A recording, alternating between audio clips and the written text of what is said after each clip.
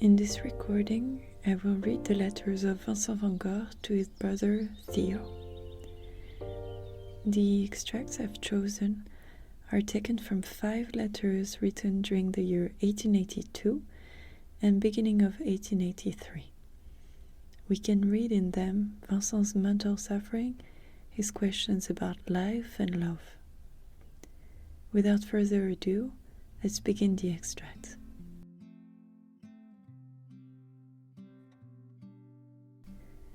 What I feared would happen when last I wrote to you has now truly come about, namely that I fell ill and spent 3 days or so lying in bed with fever and anxiety, accompanied now and then by headache and toothache. It's a wretched condition and comes from nervous exhaustion. Mauve came to see me, and we agreed again to bear up bravely through it all. But then I loathe myself so much for not being able to do what I like, and at such moments one feels as though one is bound, hand and foot, lying in the deep, dark pit, powerless to do anything. Now it's over, inasmuch as I got up last night and pottered around a bit, putting one thing and another in order, and when this morning the model came of her own accord to have a look, even though I only half expected her, together with Mauve I arranged her in a pose and tried to draw a little. But I can't yet, and this evening I felt completely weak and miserable. But if I do as little as possible for a couple of days, then it will be over for a good long time. And if I'm careful, I needn't be afraid that it will recur for the time being.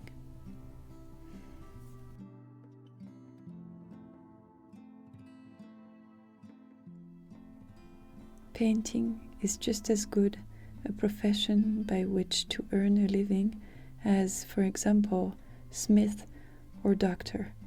An artist, in any case, is the exact opposite of someone living a life of leisure, and as I said, if one wants to draw a parallel, then either a smith or a doctor corresponds more closely. Now that you write about it, I remember very well that when you spoke to me back then about my becoming a painter, I thought it very inappropriate and wouldn't hear of it.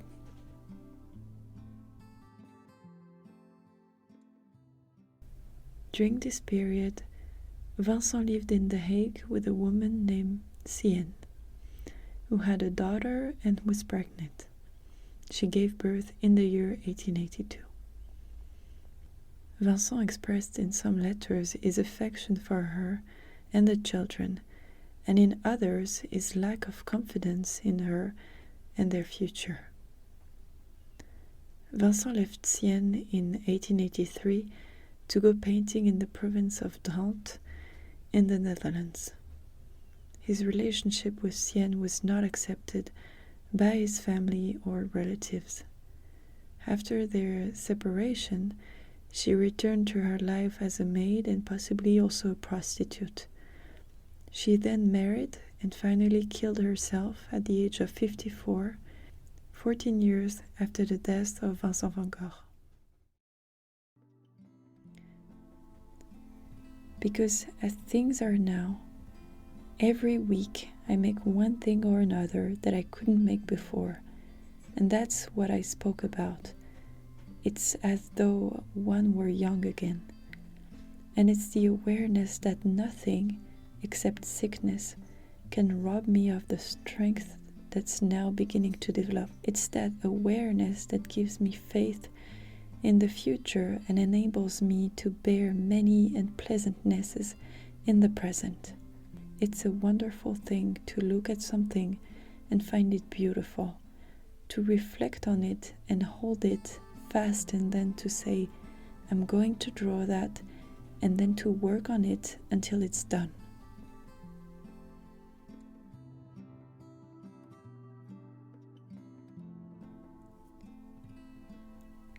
You ask about my health.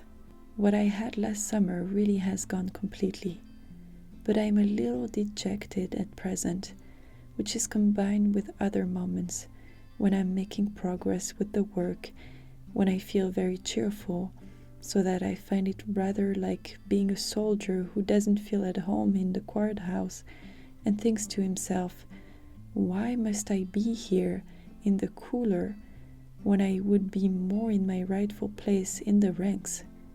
I mean, something is weighing on me, since I feel a power in myself which, due to circumstances, can't develop as it otherwise would, and the result is that I'm often wretched.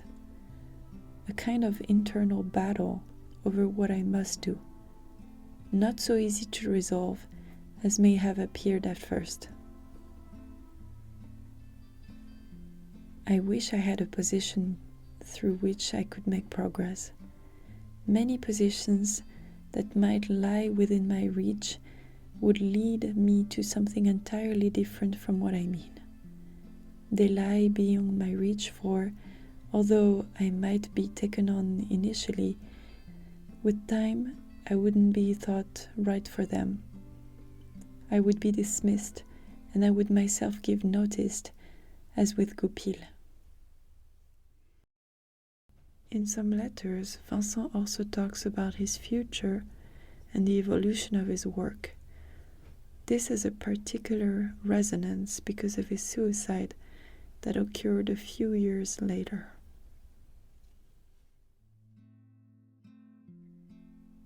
What a riddle life is, and love is a riddle within a riddle.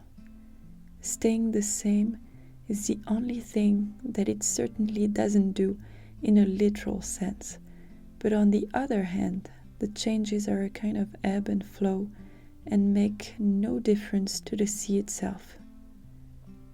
As one realizes more and more that one isn't perfect and has shortcomings, and that others do too, and thus there are continual difficulties that are the opposite of illusions, so I believe that those who don't lose heart and don't become apathetic as a result mature through it, and one must endure in order to mature.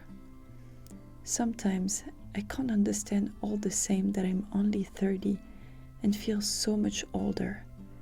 I feel older especially when I think that most of the people who know me regard me as a failure.